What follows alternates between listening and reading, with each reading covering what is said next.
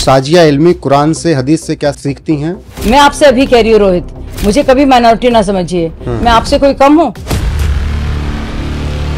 मैं शाजिया इल्मी महिला हूँ, मुस्लिम हूँ, देश की नागरिक हूँ। इस तरह से मोदी जी ने मेरा दिल जीता है और मैं इतनी कृतज्ञ हूँ, शुक्रगुजार हूँ उनके लिए। सच में कोरिया में तो लड़ी थी, अब तो बुलेट खाने को तैयार हूँ। तो क्या मुसलमान औरत मुसलमान नहीं है? मुसलमान मर्द ही मुसलमान है। ये सोचिए, ओवैसी की यही सोच है। लेकिन पर्सनल लॉ, यहाँ के जो मौलाना है और आलिम हैं, वो कुरान शरीफ के भी खिलाफ जाने को तैयार है। बोले मुसलमान को कुछ नहीं चाहिए, मुसलमान को कुछ चाहिए नहीं, बस मोदी जी को गाली बक दो, RSS को गाली बक दो। कि क्या बना रखा है हम लोगों को? हम लोग इतने बेवकूफ हैं, इतने अहमक हैं हम लोग कि हमारे लिए करोगे कुछ नहीं। हमें नहीं चाहिए, मजहब की बात नहीं करो, मजहब हमारा है, हम जानते हैं। तुम क्या रहे हो हमारे लिए? जो मोदी जी ने किया है हमारे लिए, वो करके दिखाओ। हिम्मत है? बहुत अच्छे हैं हमारे शौहर हैं, बहुत कम मुझे मारते हैं, बस कभी कभार ही मारते हैं, पर मारते हैं। जस्ट गेट आउट, मेरा घर है, आप नहीं शूट कर सकते मेरी मर्जी के बगैर। मैंने कहा डोंट डू दिस। मैं भी एंकर रही हूँ। ज्यादातर मुसलमानों का और जो खासतौर से जो मौलाना है, उनका पूरा इस्लाम रह गया कि महिलाओं के लिबास पर कि क्या हो गया इन लोग को, उनकी मत मारी गई है। बहुत बड़ा समझौता है और जो पूरी जो लेगेसी और विरासत रही है बाला साहब ठाकरे जी की, उसका कितना निरादर है, कितना अपमान है। ये लखनऊ देखिए, इतना अच्छा, कानपुर आप देखिए। तो ये सब योगी आदित्यनाथ की वजह से हुआ? बिल्कुल, बहुत बड़े बड़े चेंजेस। हूँ तो मैं मुसलमान, शाजिया इल्मी, और मैं उसके खिलाफ बोल रही हूँ। एक महिला सब पर भारी।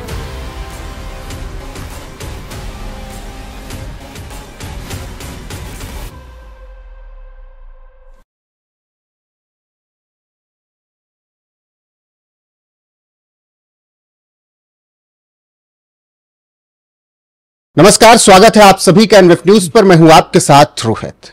कुछ बातचीत बेहद खास होती है। आज एक ऐसी शख्सियत से मुलाकात करवाऊंगा जो कि बेहद खास हैं।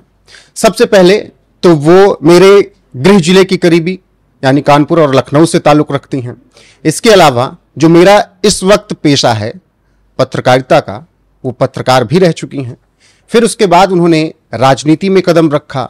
अन्ना आंदोलन से लेकर मोदी सरकार बनने और मोदी के तीसरे कार्यकाल तक उन शख्सियत का लगातार जिक्र होता रहा।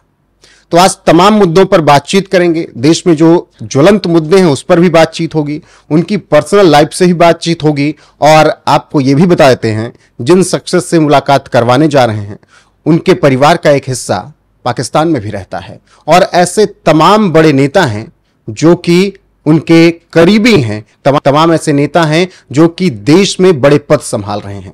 और इस वक्त मेरे साथ मौजूद हैं बीजेपी की फायर ब्रांड प्रवक्ता शाजिया इल्मी। बहुत बहुत स्वागत है मैम एनएफ न्यूज पर। नमस्कार मैम, इंट्रो कैसा लगा? बहुत ही अच्छा। और NFF न्यूज ने मुझे बुलाया है, उसके लिए बहुत शुक्रगुजार हूँ मैं। रोहित, बहुत बहुत शुक्रिया। और मैं ओरिजिनल नरेंद्र मोदी फैन हूँ। और मैं क्यों हूँ मैं बता दूं, क्योंकि वो ऐसा शख्स है जिसने लाल किले से बात की है महिलाओं की, बच्चियों की सुरक्षा की, और जिसने जो इज्जत घर है महिलाओं के लिए, जो टॉयलेट्स हैं, उनकी बात की है। मैंने कभी नहीं सुना कि छोड़िए PM को, किसी CM को या नेता को इतनी फिक्र जताते हुए टॉयलेट्स, इतनी बुनियादी चीज़, इसकी किसी ने बात नहीं की थी। तो सबसे ज़्यादा जो मेरा एडमिरेशन है, जिसने मुझे पुल किया, जो कशिश है, वो इस बात से है कि ऐसा ही इंसान है जो सच में महिला के दर्द को समझता है। और हम लोग कानपुर के रहने वाले हैं, तो जाहिर है सब हम लोग ने देखा है, कहीं ट्रैवल कर रहे हैं, कोई टॉयलेट्स नहीं है, परेशानी हो रही है। ये तो पर एक ऐसा इंसान है जिसके दिल में एक एम्पैथी है, हमदर्दी है, एक फ़िक्र है। तो मुझे लगता है एक बहुत ही बड़ा पुलिंग फैक्टर, क्योंकि अन्ना हज़ारे और आम आदमी पार्टी को छोड़ने के बाद मैंने पूरे 1 साल इंतज़ार किया और हर जगह से लोग मुझे बुला रहे थे कि आप आइए, लेकिन मैंने कहा ये शख्स जो है कुछ बात कर रहा है जो अलग है। बिल्कुल, डिस्क्लेमर पहले ही दे दूं, अगर मैं कम बोलूं तो परेशान मत होइएगा, क्योंकि हमारी ही पेशे की हमारी सीनियर और पूर्व पत्रकार रह चुकी, वरिष्ठ पत्रकार अब कह सकते हैं, अगर राजनीति में ना होती तो खुद सवाल खुद जवाब देंगी, तो परेशान मत होइएगा, सुनते रहिएगा। तो सबसे पहला सवाल अब मेरा यहाँ से शुरू होता है कि ये जर्नी कहाँ से शुरू हुई आपकी, सबसे पहले मुझे ये बताइए। कानपुर से निकलना कैसे हुआ, ऐसे परिवार से जो कि एक ऐसा मुस्लिम परिवार रहा जो कि पुरानी गतिविधियों को मानता रहा, पुराने रीति रिवाज को मानता रहा। देखिए, सुन्नी परिवार, चमनगंज कानपुर में मेरी परवरिश हुई और स्कूल जाती थी तो सेंट मेरीज कॉन्वेंट, तो रिक्शे में जाती थी। और क्योंकि यूनिफॉर्म था स्कर्ट, तो बाकायदा चादर यहाँ डालनी पड़ती थी। कभी चादर मिलती नहीं थी तो मैं तौलिया डाल लेती थी, कभी बैग ऐसे छुपा लेती थी, ऐसे डर डर के जाती थी रिक्शे में, क्योंकि लोग घूरते थे उस मोहल्ले से निकलने में। और पूरी तरह से एक मुस्लिम बहुल इलाका है और अम्मी खाला सब ने बुरखे पहने हैं हमारे घर में। तो बड़ी बहनों को तो, और मेरी बड़ी बहन को तो अब्बा ने नहीं पहनाया और ना ही मुझे, लेकिन बहुत प्रेशर रहा है इसको लेकर, क्योंकि सब लोग घूरते हैं आपको, आप अब बहुत ज़्यादा एक तरह का एक दबाव होता है सोशल। तो उस तरह का था मेरी परवरिश। और आप यकीन नहीं करेंगे, जब मैं ट्रेन से लौटती थी कहीं से भी, दिल्ली से आती थी, और जब जैसी गाड़ी लेने आती थी या रिक्शे से घर वापस आती थी स्टेशन से, तो जैसे ही उस इलाके में जा पहुँचती थी, फ़ौरन अपने आप एक रिफ्लेक्स एक्शन की तरह मेरा दुपट्टा सर पे आ जाता था। मतलब एक कंडीशनिंग ऐसी हो गई थी कि सर पे दुपट्टा रहना चाहिए। तो उसी तरह से मेरी हम लोग की परवरिश हुई। और सेंट मेरीज कॉन्वेंट स्कूल जाती थी तो थोड़ा अच्छा लगता था। एक दिन भी मैंने नागा नहीं किया, क्योंकि बच्चे भागना था बस। ये माहौल से मुझे घबराहट होती थी, घुटन महसूस होती थी। आदमी सब डिस्कस कर रहे हैं, भाई सब डिस्कस कर रहे हैं, वही मर्दाना जनाना माहौल। और मुझे भी बात करनी थी, मुझे भी हर चीज़ में टांग अड़ानी थी अपनी। छोटी सी थी लेकिन बहुत मेरे पॉलिटिकल व्यूज़ थे और लोग बड़े परेशान थे मेरे व्यूज़ से। छोटी सी थी मैं लेकिन इतने सवाल पूछती थी। और मतलब एक गाना बना दिया था मेरे भाइयों ने कि तेरे मासूम सवालों से परेशान हूँ मैं। तो वो जो गाना पुराना था ना उसका का, तो वो लोग कहते थे, बहुत परेशान करती थी, ये ऐसा क्यों है, ये वैसा क्यों है, ये सब। हम अब्बा के नाम से क्यों मेरा नाम है, अम्मी के नाम से क्यों नहीं है। अम्मी के नाम फरहत आपा आती हैं जो घर में सफाई वफाई करती हैं, अम्मी की एज की हैं। तो अम्मी की एज की जो बाकी सारी लेडीज़ हैं, हम उनको तो खाला या आंटी बोलते हैं, फ़रहत को क्यों नहीं बोलते। यानी कि किसी को इज्जत देना या किसी को खाला या बाजी या आपा या जी लगाना सिर्फ क्लास या हैसियत से, आर्थिक हैसियत की वजह से हम करते हैं। तो मैंने कहा फ़रहत क्योंकि हम लोग नहीं बोलते, क्योंकि वो गरीब है। तो मैंने कहा नहीं, फ़रहत को भी हम फ़रहत आंटी बोलेंगे। सोशल रिफॉर्म की बात मुस्लिम समुदाय क्यों नहीं करता है? हिंदू समुदाय के लिए तो कहेगा कि वहाँ ये खराबी है वो खराबी, लेकिन आप देखिए हिंदू समुदाय वक्त के साथ बदला। अगर वहाँ पर सती प्रथा था तो वक्त के साथ बदला गया, ऐसी चीजें तमाम बदली गई। बलि पर भी बात होती है, लेकिन दहेज पर भी देखिए कितना सख्त कानून आया है। लेकिन मुस्लिम समुदाय क्यों नहीं बात करता रिफॉर्म की? देखिए एक बहुत बड़ी दुश्वारी है और ये चीज़ ही है जिसके वजह से मैं राजनीति में हूँ। क्योंकि मैंने खुद देखा है, हमारे घर में जो औरतें हैं, हमारे घर में जुबैदा खाला हों या लोग हों, एक जो सोच है कि वो समाज जो है बहुत ज़्यादा भेदभाव करता है। और वो सिर्फ बुरखे की बात नहीं है, लेकिन एक पूरी मानसिकता की बात है। और इतना ज़्यादा दबा दिया जाता है कि जो एक डर के साए में एक महिला रहती है। और रोहित, उससे मुझे बड़ी दिक्कत है। मतलब आपकी पूरी पर्सनैलिटी डिपेंडेंट है आपके जेंडर पर, और आपके ख्वाहिशात, आपके ख्वाब इसी पर निर्भर करते हैं कि आप महिला हैं कि पुरुष। ये गलत है। अगर अल्लाह ताला ने, ईश्वर ने हमें दिमाग दिया है तो सोचने के लिए दिया होगा ना। बिल्कुल। तो ये मुझे समझ में नहीं आता है कि इस तरह से, और इतना ज़्यादा बातें, कुरान शरीफ में बहुत सी बातें हैं, उससे बढ़कर हदीस है। हदीसों में बहुत तरह की हदीस हैं। एक औरत ये नहीं कर सकती, एक औरत वो नहीं कर सकती, एक वज़ू करो तो ऐसे करो, अगर आप नमाज़ पढ़ने जा रहे हैं तो नेल पॉलिश नहीं होनी चाहिए। अगर आप कहें कि उस वक्त तो नेल पॉलिश होती नहीं थी, आपको कैसे पता? तो हर बात को लेकर इतना मुश्किल कर दिया है जीना, तो मुझे उससे बहुत तकलीफ है। मैंने बहुत बोला इसके खिलाफ, मैं हमेशा से बोलती आ रही हूँ, पूरा मैं रिबेल रही हूँ उसको लेकर। मैं इसमें इनकलाबी हूँ पूरी तरह से। स्कूल में, कॉलेज में मुझे समझ ही भी नहीं आता था। मतलब एक अलग ही जगह होती थी। और अगर आप कुछ सोचते हैं, इजहार करते हैं, अभिव्यक्ति करते हैं किसी भी अपने ख्यालात की, तो आपको घूर के देखते हैं कि क्या हो गया है, ये तो बदतमीजी है। यानी कि अपनी बात को करना, आगे पढ़ने की ख्वाहिश, अरे क्यों पढ़ना चाहोगी, कौन शादी करेगा। तो पूरा जो हमारे ये मुझे बहुत तकलीफ दे है। अच्छा आप देखिए, जो मर्दों और औरतों का जो मिलना होता है, मतलब आप हम इतनी बदनीयती सोच में आपकी नहीं होनी चाहिए कि हर एक आप गैर मर्द से मिलेंगे तो कुछ हो जाएगा। तो ये बड़ा बड़ा अजीब लगता है कि आप किसी से मिल नहीं सकते और अब बिल्कुल अलग है। एक अजीब सा एक वो है विकृति से कहिए, या एक बहुत परवर्स टेंडेंसी है कि आपके दिमाग में ये डाल दिया गया है कि बस अगर मर्द है तो या तो गैर मर्द हो, या आपका भाई हो, आपके वालिद हों, बाकी सब गैर मर्द है, कुछ भी किसी। क्यों ऐसा हो? मैं हमेशा क्यों सोचती रहूं कि मैं महिला हूं? मैं हमेशा क्यों सोचूं इसी तरह की बातों को? मैं अपनी पर्सनालिटी को क्यों नहीं डेवलप करूं? जो जिनकी ऐसी मानसिकता है, क्या वो मानते हैं कि मुस्लिम बेटियां केवल बच्चा पैदा करने की मशीन? कुछ ऐसा बन गया है हिसाब किताब। और मुझे तो लगता है कि और मुस्लिम मुल्क से ज़्यादा आप देखेंगे कि इंडिया और पाकिस्तान में जो हालत है और बांग्लादेश में बिल्कुल बिल्कुल क्या कर दिया उन्होंने हालत। मतलब कैटल की तरह, गाय बकरी की तरह बना दिया है उन्होंने कि वो ना बोल सकती हैं ना कुछ कह सकती हैं। वैसे तो इस्लाम में है कि आप अपनी मर्जी से शादी कीजिए, कबूल है कहा जाता है। मेरे आंखों के सामने हुआ। एक मेरी बहुत जान पहचान है, हमारी बहुत अच्छी खाला थी, उनका नाम नहीं लूँगी मैं। उनकी 7 बेटियां थी, तो ज़ाहिर है जल्दी जल्दी शादी करनी थी। और मेरे सामने वो 16 साल की उसकी उम्र थी, वो शादी नहीं करना चाह रही थी। कोई पाकिस्तानी आदमी था, बहुत उम्र में बड़ा था, वो मना कर रही थी। और मेरे सामने की बात है, मैं भी उसी उम्र की थी, और हम लोग हाथ पकड़ते थे एक दूसरे का, साथ साथ घूमते थे। और मेरे सामने हुआ ही है कि मेरी एक खाला के घर में शादी हुई, और कितनी बुरी तरह वो कहती कबूल है। तो एक लॉयर किस्म का होता है और एक काजी होते हैं, तो वो कुछ बोली नहीं, तो सब चिल्लाने लगे। हाँ, उसने बोली ऐसे करके कुछ बोली, उसने कहा नहीं, उसने जी भी नहीं कहा, उसने हाँ भी नहीं कहा, उसने ना भी नहीं कहा। लेकिन अरे निकाह कबूल है। वो डर रही थी, घबराई हुई थी, उसकी हालत ख़राब थी। वो मैं जानती थी, मुझे बता रही थी, लेकिन हो गई शादी। तो आप वो भी नहीं करते। अच्छा, एक और बात हम आपसे पूछना चाहते हैं कि कुरान शरीफ में तो जहेज का जिक्र है नहीं, दहेज प्रथा, लेकिन यहाँ पे वो, तो जहाँ पे आपको सूट करता है आप वो ले लेते हैं। तब आपको नहीं लगता भी ये काफिराना है? आपको लगना चाहिए ना ये, इसमें तो आप दहेज खूब मांगते हैं बढ़ बढ़ के, तो इसमें क्यों नहीं आपको लगता है काफिराना है? फिर आप भी कहते हैं कि कोई काफिर है। इन तरह की बातों से ना बहुत तकलीफ होती है। बिल्कुल। शरिया का जिक्र तो खूब होता है कि शरिया से देश चलना चाहिए। गृह मंत्री से जब सवाल किया जाता है, कहते हैं बिल्कुल चलना चाहिए, लेकिन फिर पूरी तरीके से शरिया ही लागू हो।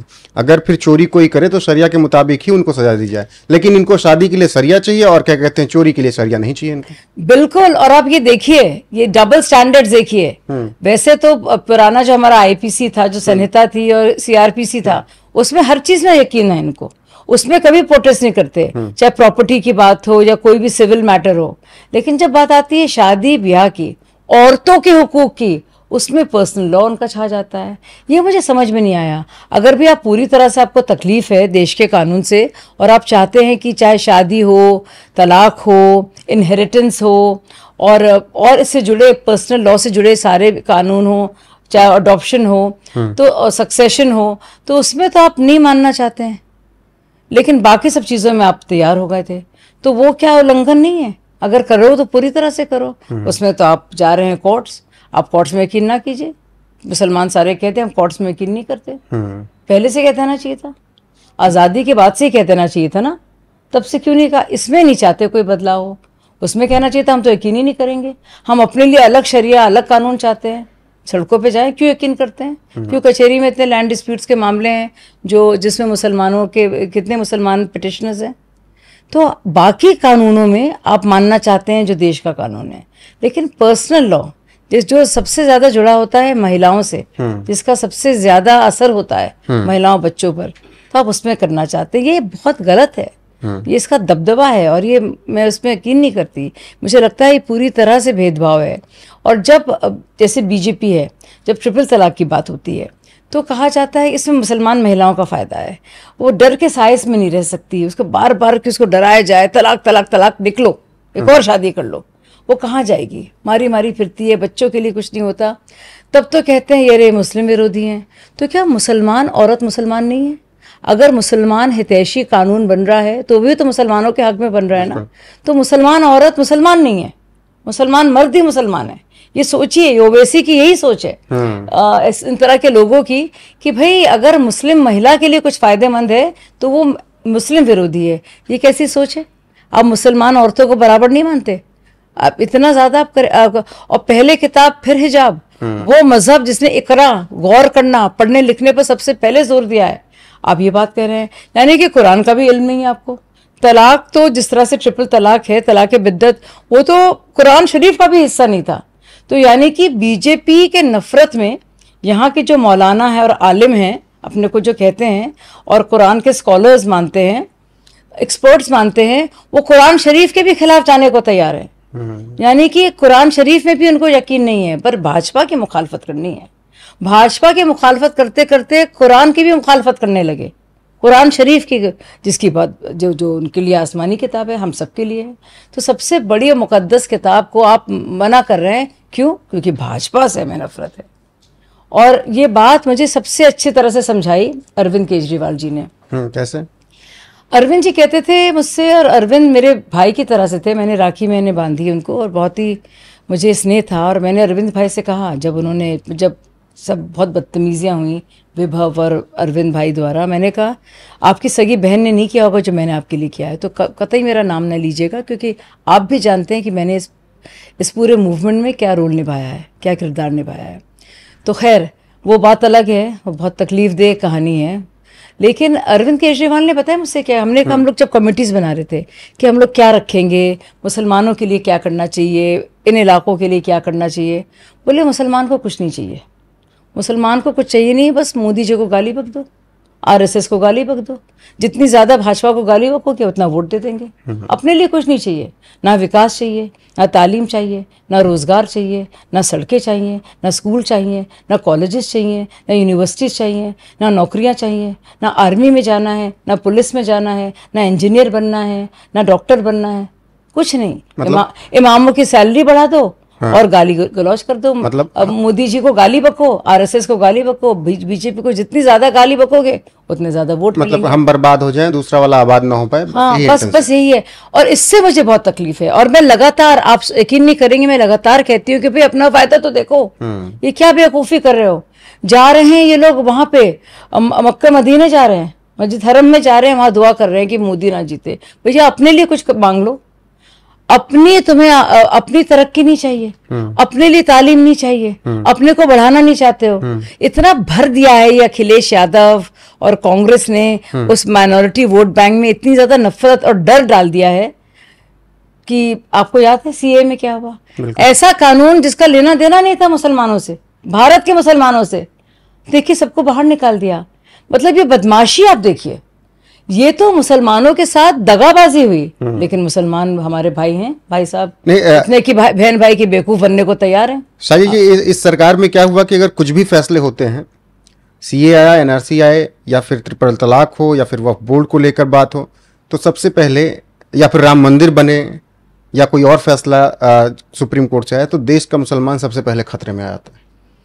देश का मुसलमान खतरे में आ जाता है, माइनॉरिटीज़ के साथ भेदभाव शुरू हो जाता है, इस्लाम भी खतरे में आता है। मुझे समझ में नहीं आ रहा है कब तक की मेंटालिटी जो है, मतलब वही पार्टीशन इसकी वजह से हो, और ये मुसलमानों को एक खतरनाक दिशा में ले जा रहे हैं। भाई आप तो कहेंगे कि ये लोग सनातन में नहीं मानते, धर्म में नहीं मानते, और इनको तो जाहिर सी बात है जो हिंदू विरोधी सोच रही है, नेशनलिज्म में यकीन नहीं करते, तो ये सब सही है। लेकिन ये लोग मुसलमानों के लिए क्या कर रहे हैं? रोहित आप ये बताइए, मुसलमानों को तो उन्होंने बर्बाद कर दिया, ये कोई नहीं कहता।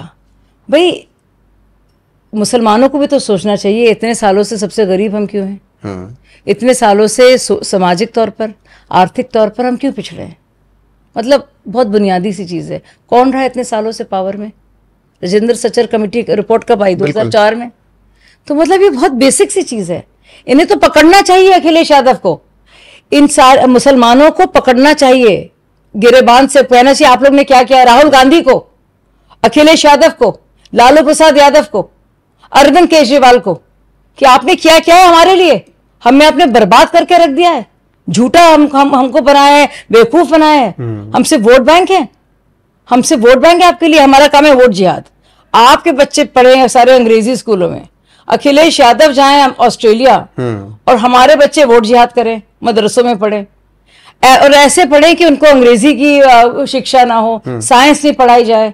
बने तो इससे इमाम बने और खुतबे करें और भाजपा के खिलाफ बस प्रचार करें। बिल्कुल। मदरसों का जिक्र आया है तो अभी हाल फिलहाल में मदरसा एक्ट को लेकर एससी का फैसला भी आया। यूपी मदरसा एक्ट संवैधानिक रूप से सुप्रीम कोर्ट ने सही बताया और कहा कि किसी भी तालीम को, धार्मिक तालीम को गलत नहीं ठहराया जा सकता है। देखिए, बिल्कुल सही बात है, किसी भी धार्मिक तालीम को कोई गलत नहीं कह रहा है, लेकिन उसके एवज में क्या हो रहा है। और ऐसे हैं कुछ मदरसे, जैसे अब मैं बताऊं आपको, जयपुर में जमियतुल हिंद जो मदरसा है उसमें बाकायदा पढ़ाया जाता है, कंप्यूटर्स और शिक्षा होती है। लेकिन ज्यादातर क्या है, आप बहुत अच्छी बात है, वो हाफिज बन रहे हैं, कुरान शरीफ पढ़ रहे हैं, लेकिन तर्जुमे के साथ पढ़ें।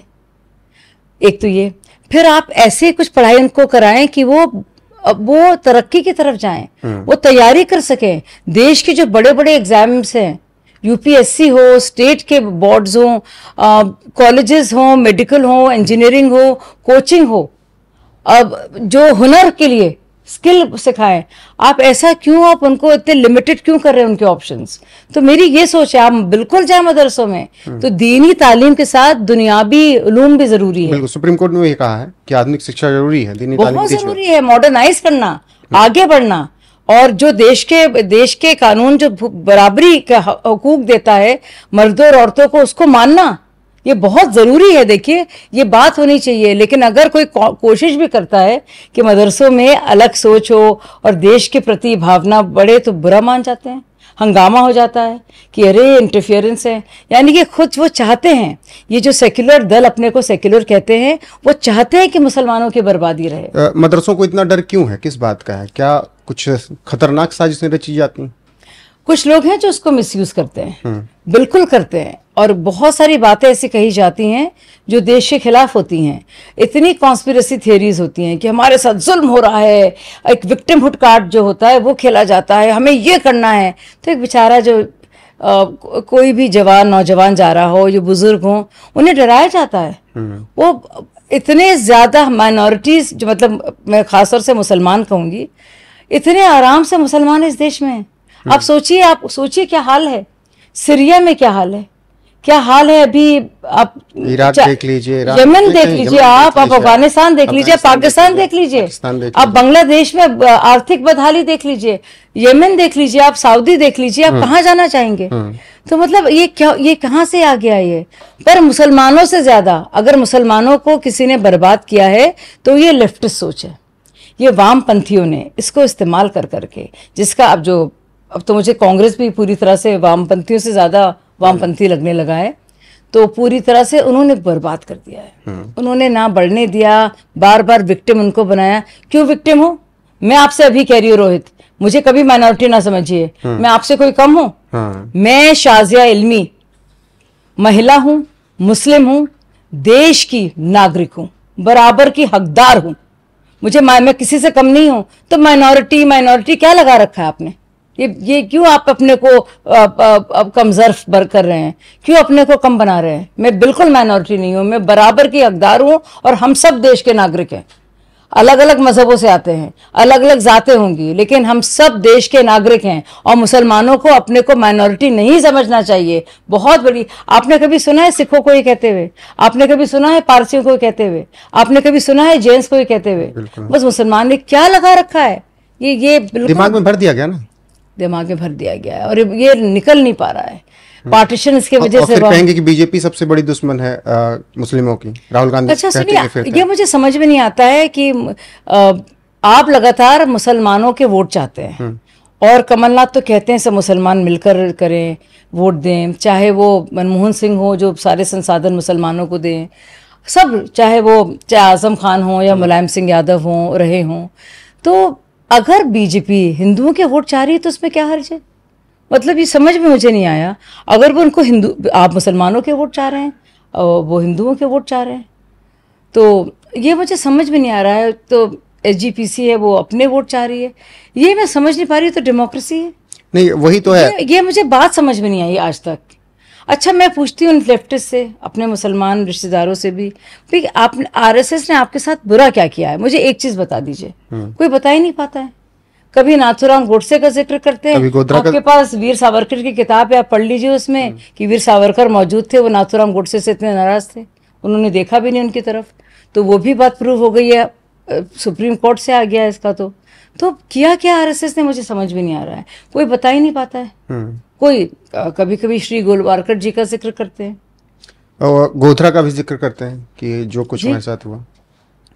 हाँ, पर आप देखिए क्या हुआ, आप गोधरा से पहले क्या हुआ साबरमती एक्सप्रेस में, उसकी बात नहीं करते।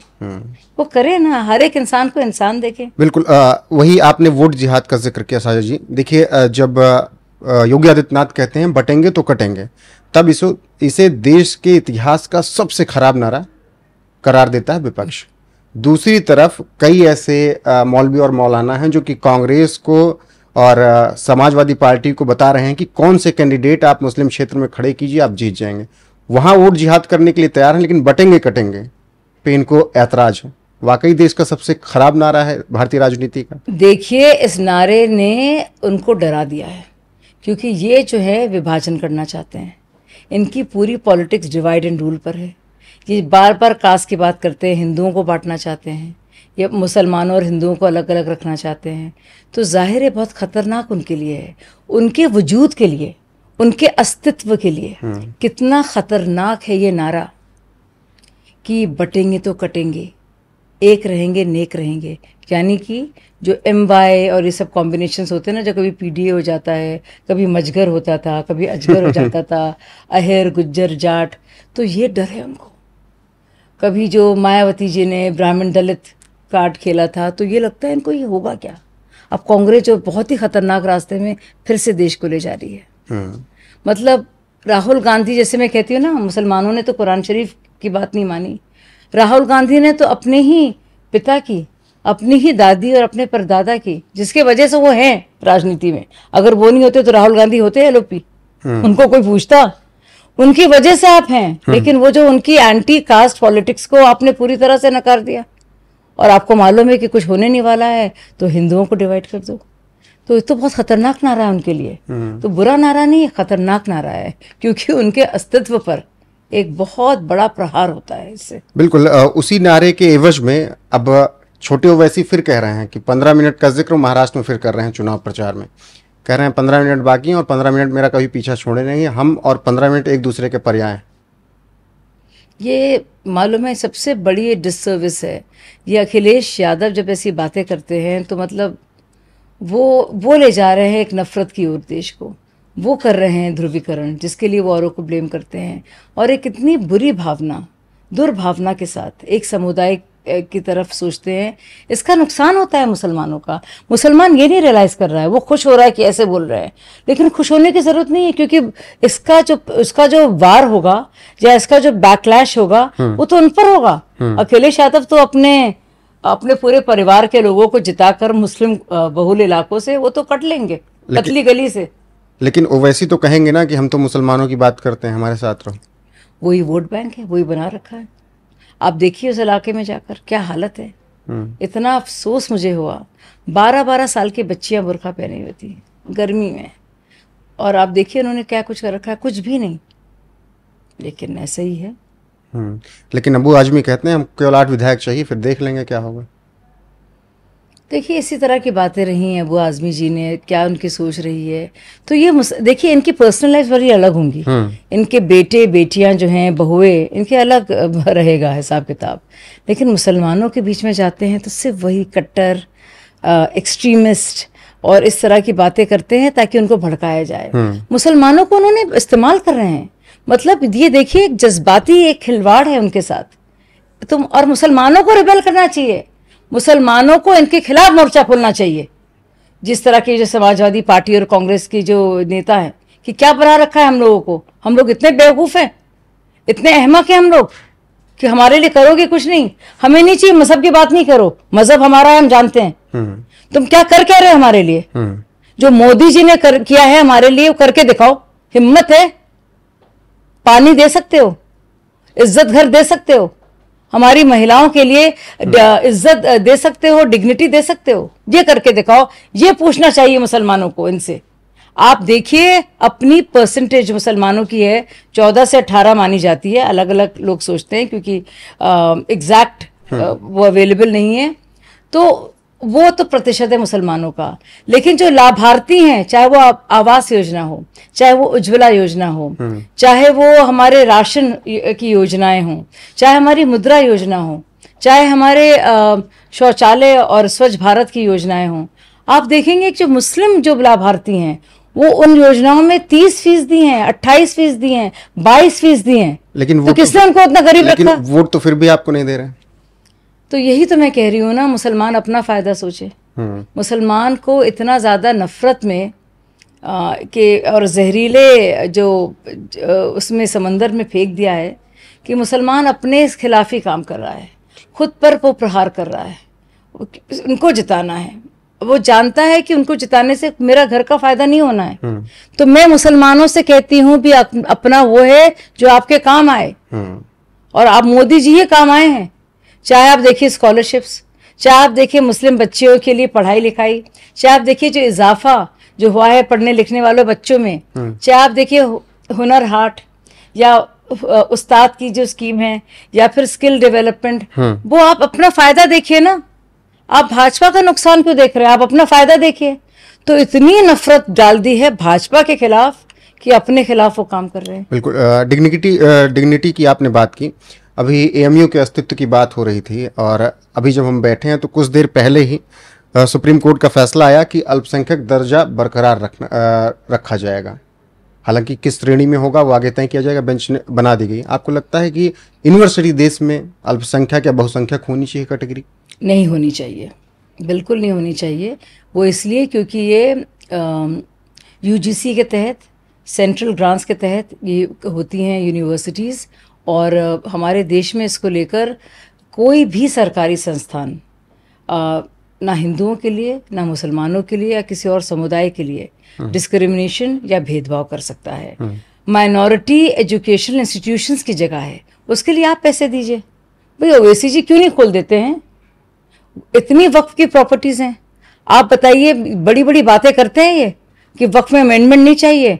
बता दीजिए एक भी वक्फ की बॉडी 9 लाख एकड़ से ज़्यादा ज़मीन है, तो लैंड के मामले में तो बड़ा अमीर है मुसलमान, क्योंकि वक्फ की प्रॉपर्टीज़ हैं, इतनी हैं। मतलब कि रेलवेज और डिफेंस के बाद तो वक्फ की प्रॉपर्टीज़ हैं, लेकिन मुसलमान सबसे गरीब है। बताइए क्यों?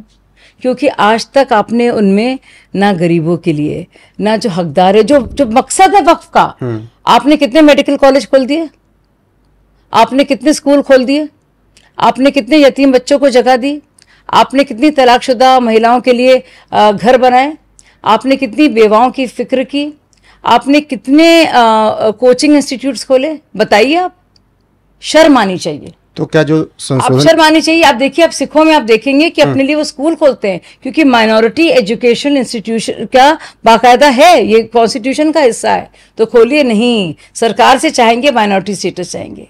ये देखिए कितनी, ये मुझे इतना अफसोस होता है।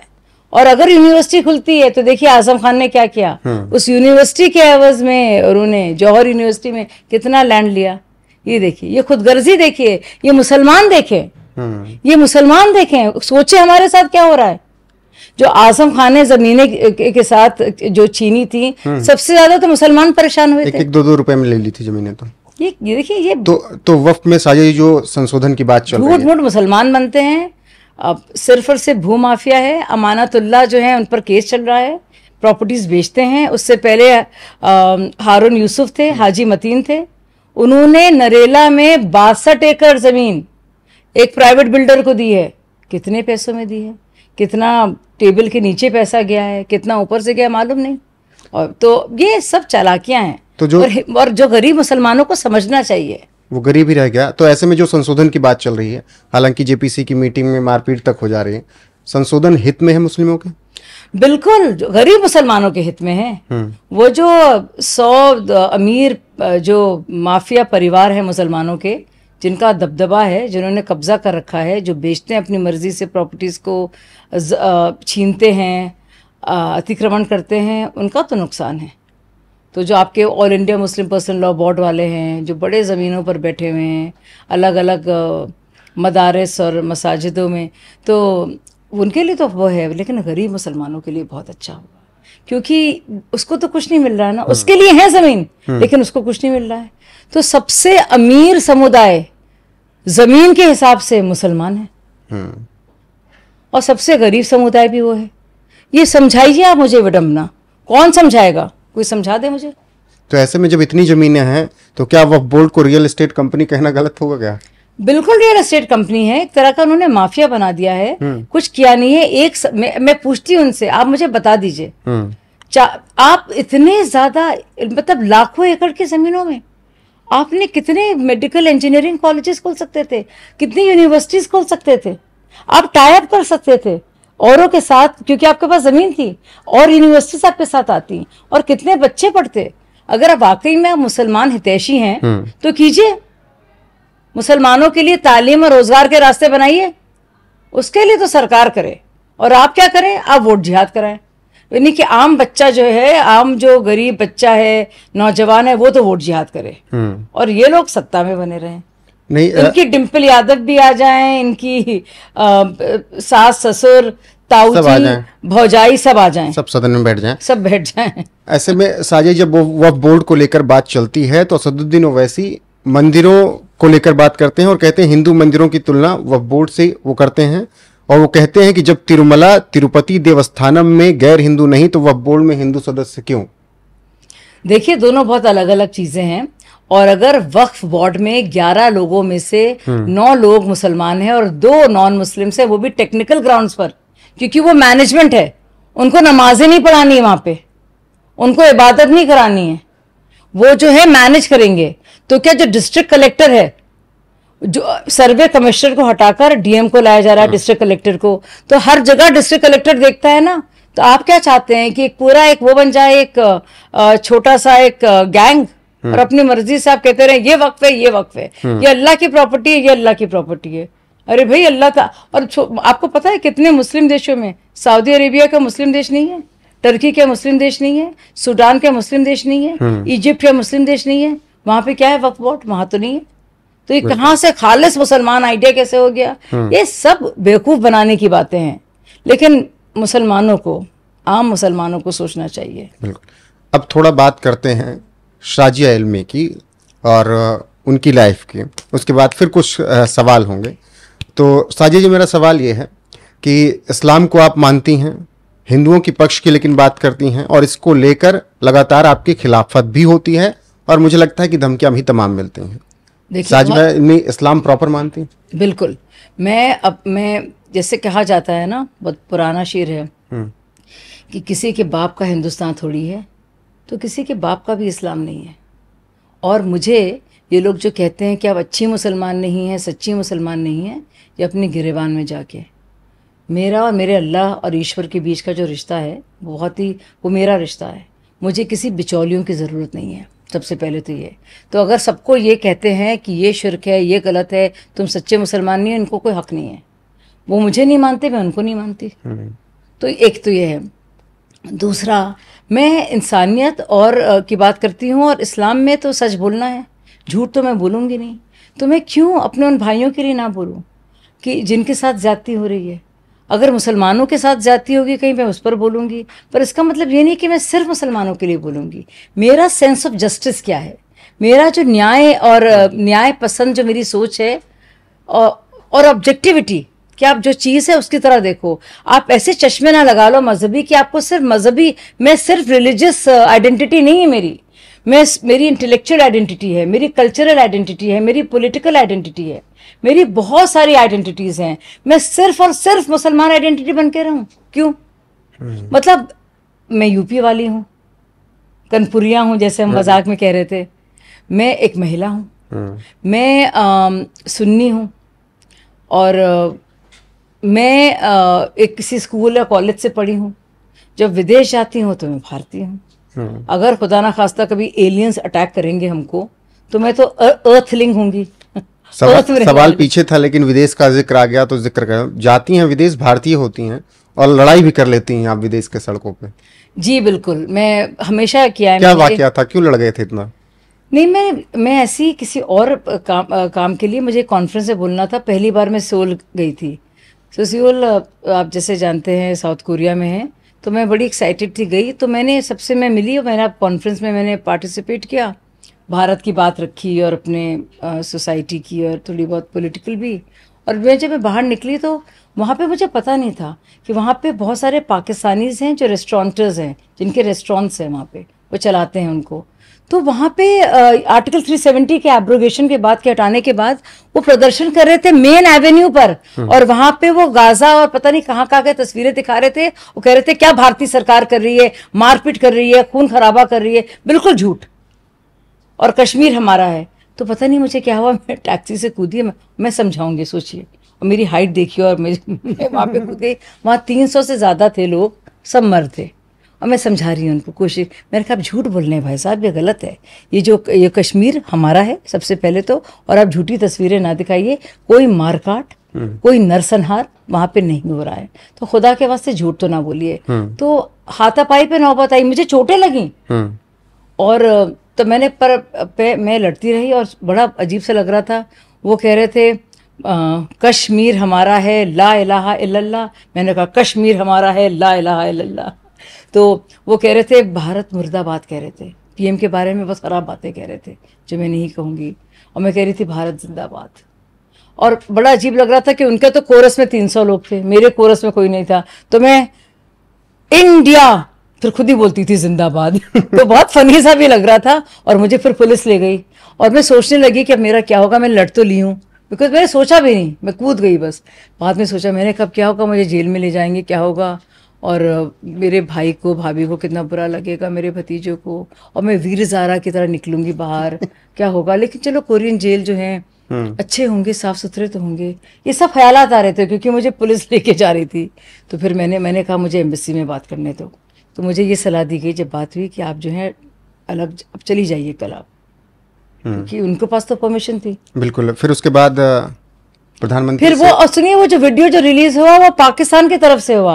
उन्होंने कहा, हमने कैसे, सोचिए कैसे लोग हैं वो, कि 300 मर्दों ने एक महिला को खदेड़ दिया, ये उनकी खबर थी। लेकिन वो, क्योंकि मुझे तो पता नहीं था इसकी रिकॉर्डिंग हो रही है, मेरे तो फरिश्तों को खबर नहीं थी, तो कि वो वीडियो आया, और बहुत लड़ाई झगड़ा हुआ उस पर, और मैं अकेले, सोचिए, और मेरे ना निशान हो गए थे, क्योंकि मैं धक्का मुक्की कर रही थी। सोचिए, मुझे लगा कि मैं 300, ये दिमाग में मेरे क्या उनको यहाँ से हम जवाब देंगे कि एक भारतीय महिला ने 300 पाकिस्तानियों को खदेड़ दिया। बिल्कुल, और एक महिला सब पर भारी। बिल्कुल।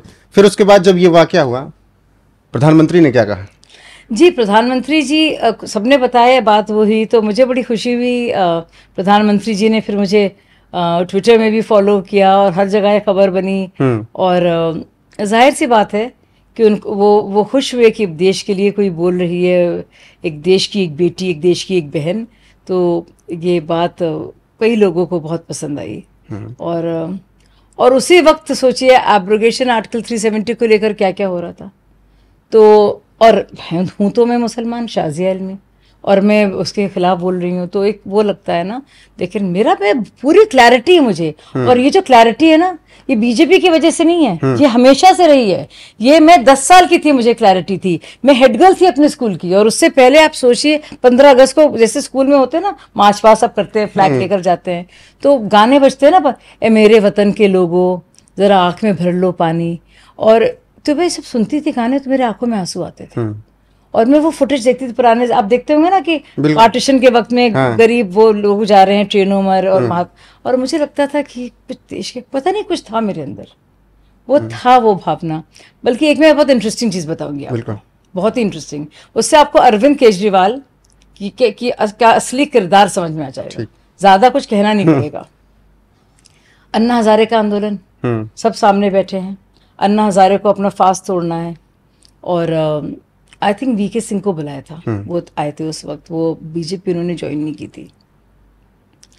हम लोग सामने बैठे हैं, सब लोग, और मैंने ऐसे ही कहा, मेरे आई थिंक बाएं तरफ कुमार विश्वास, बाएं तरफ प्रशांत भूषण थे, दाएं तरफ कुमार विश्वास थे, और मैं इतनी आइडियलिस्टिक, आदर्शवादी, अब तो लगता बड़ी बेवकूफ़ थी। मैंने कहा, सोचो ज़रा, अगर हम लोग, मुझे तो लगता है हम लोग पिछले जन्म में स्वतंत्रता सेनानी रहे होंगे। तो ऐसी हंसी मजाक होने लगा, बोले तुम सरोजनी नायडू होगी, कुमार विश्वास ने ऐसा कहा, किसी ने कहा। तो मैंने कहा, क्यों, जेंडर को थोड़ी ना हो सकता है, मैं सुभाष चंद्र बोस हूँ, जस्ट बिकॉज मैं अभी महिला हूँ तब भी ज़रूरी थोड़ी ना। तो ऐसी बात पे लड़ाई झगड़ा, मतलब हंसी मजाक चल रहा था। और तो प्रशांत जी ने कहा चुप रहो, ऐसी कहा। मैंने कहा नहीं, हम लोग तो रहे होंगे, आप क्या रहे होंगे, आप क्या रहे होंगे, ऐसी में चुलबुलेपन में सब कह रही थी। तो अरविंद 3-4 वो देख रहे थे, उनको बोलना क्या है, अरविंद 3-4 से छोड़ करते। मैं कहा अरविंद भाई क्या लगता है आपको, बताइए क्या लगता है आपको। बोले हाँ हाँ सही है। उन्होंने मतलब बात टाल दी। मैं चुप बैठ गई, चलो ठीक है। फिर अरविंद केजरीवाल सोचिए, कट कॉपी पेस्ट बोलने लगे और दुनिया भर की बातें कहीं, इनकलाब जिंदाबाद, भारत माता की जय, वंदे मातरम सब कहा। फिर बोले मैं कभी कभी देखता हूँ इन लोगों को और मैं सोचता हूँ कि किसी जन्म में ये सब स्वतंत्रता सेनानी रहे होंगे, देश के लिए लड़े होंगे। मैंने कहा पूरा कॉपी, पूरा चेप। ये है असलियत केजरीवाल जी की। मतलब मेरे सामने तो कहा और लेकिन वो पूरा लाइन यूज कर ली। मुझे इतना गुस्सा आया, सबने कहा चुप रहो। मैंने मुझे क्रेडिट तो देते, मतलब ये है असलियत। अब मैं इसके आगे क्या बोलूँ आपको। लेकिन उनकी मक्कारी जो है ना, बिल्कुल आपने जिक्र किया कि शुरुआत में 10 साल की थी तब से ऐसा था, लेकिन कभी कुछ हुआ आइडियोलॉजी जो चेंज हुई या फिर पहले से ही आइडियोलॉजी यही थी? बिल्कुल यही आइडियोलॉजी रही है, क्योंकि मेरे वालिद साहब ऐसे थे, पिताजी, और यूनिक थे और उनको लोग नापसंद भी करते थे। और लोग कहते थे कि पिताजी को नापसंद क्यों करते थे? क्योंकि पिताजी को इसलिए क्योंकि लोग कहते थे ये मौलाना है लेकिन क्लीन शेवन है। अब्बा क्लीन शेवन थे। अब्बा कहते थे कि अब्बा थोड़े फर्क थे और बहुत ही इवॉल्व दिमाग था। अब्बा का नाम क्या? मौलाना इसाक इल्मी। तो देवबंद के पढ़े हुए थे और अब्बा ने कहा कि ये ज़माना अलग होगा और उनका जो कंट्रीब्यूशन रहा है पूरी कौम की तालीम में, उन्होंने कहा यही पढ़ाई लिखाई और अंग्रेजी काम आएगी, साइंस काम आएगी, मैथमेटिक्स काम आएगी। क्या थे, क्या हुआ इस एम्पायर। तो बहुत अब्बा पढ़े लिखे थे। तो अब्बा कहते थे अफगानिस्तान में क्या हो रहा है, बहुत बुरा मानते थे तालिबान से। बोले वो औरतें जो है अफगानी औरतें चलाएंगी, फाइटर पायलट्स उनको होना चाहिए था। तो बल्कि अम्मी बहुत कंजर्वेटिव थी, लेकिन रिफॉर्म की बात करते थे हमेशा उन्होंने बेटियों को पढ़ाया। हम लोग कानपुर में पढ़े, बेटियों को कहा कि अरे इंदिरा गांधी के बच्चे कहाँ पढ़ते हैं, तो उन्होंने कहा वो तो डून स्कूल में पढ़ते हैं। बोले अच्छा मैं भी भेजूंगा। और लोहियाइट थे और 3 कुर्ते पजामे और ऐसे रहे वो। उनको कितनी बार राज्यसभा ऑफर की गई, उन्होंने दी। और मालूम है सबसे पहला केस अगर जवाहरलाल नेहरू ने किसी के खिलाफ किया है, वही मैं आ रहा तो वो मेरे अब्बा पर किया है। उन पर इतने खराब इल्जामात लगाए और मुसलमानों को ये बात पता नहीं है कि खुद वो नेहरू जी थे, उनके जो के मुंशी थे, आई थिंक वो गवर्नर थे। आप विस्तार से बताइए पूरा मामला अब्बा जी के बारे में और नेहरू वाला मामला, क्यों इतनी नफरत थी उनको? देखिए सबसे पहले तो मैं बता दूं कि हमारे बड़े अब्बा बाकायदा जिन्ना मूवमेंट के साथ जुड़े थे। और जब आपको याद है कि कितने मुस्लिम लीग ने सीटें ले ली थी यूपी में और वो सब, पर अब्बा बहुत यंग थे और अब्बा ने हमेशा बड़े अब्बा की बात मानी थी। पहला उनका ऐसा डिसीजन था, क्योंकि छोटे थे वो, कि उन्होंने सोचा कि नहीं मैं नहीं जा सकता। बहुत बड़ा डिसीजन था वो। उन्होंने मैं अपने छोटे भाई का ख्याल रख लूँगा और अपनी अम्मी का भी, आप जाइए। तो बड़े अब्बा गए, बहुत बुरा माने वो, और अब्बा रह गए और कुछ नहीं था। तो अब्बा ने सियासत जदीद अखबार शुरू किया, नेशनलिस्ट टू द कोर, कहता था कश्मीर। विजय लक्ष्मी पंडित ने यूएन में कहा है सियासत जदीद को कोट करके कि कश्मीर भारत का हिस्सा है। इस तरह की सोच थी अब्बा की।